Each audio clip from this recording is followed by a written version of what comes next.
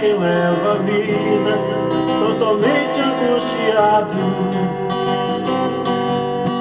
Teu viver não passa de um deserto, está cercado de abrolhos, na tristeza submerso. Quando a tempestade de areia correr sobre o sol ardente, bebe sangue em suas veias. Olho para o céu e vejo chuva cair sobre o teu deserto, porque o nosso Deus não muda. E quando a chuva chegar, o teu deserto florescerá. Como oásis transformará. Tenho certeza que o meu Deus vai mudar.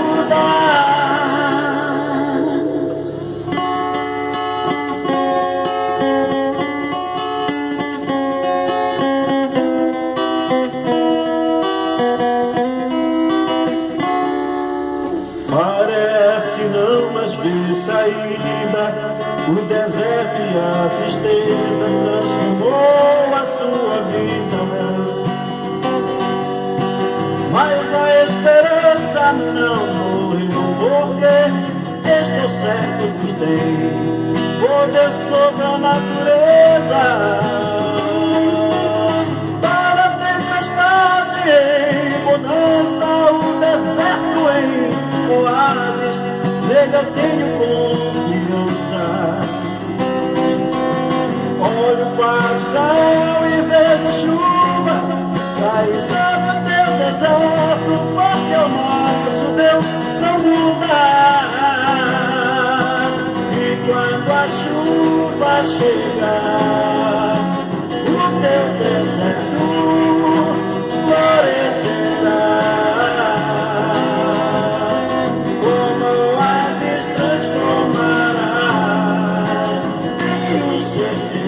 Que o meu Deus vai mudar. E quando a chuva chegar, o teu deserto florescerá. Como oásis transformará. Tenho certeza que o meu Deus vai mudar.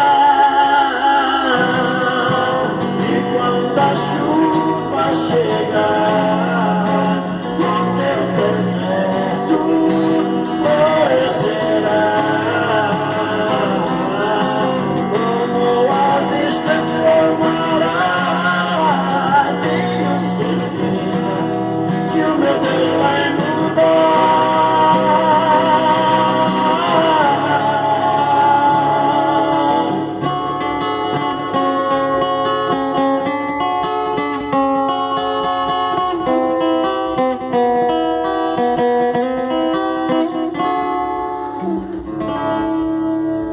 Que o Senhor nos abençoe.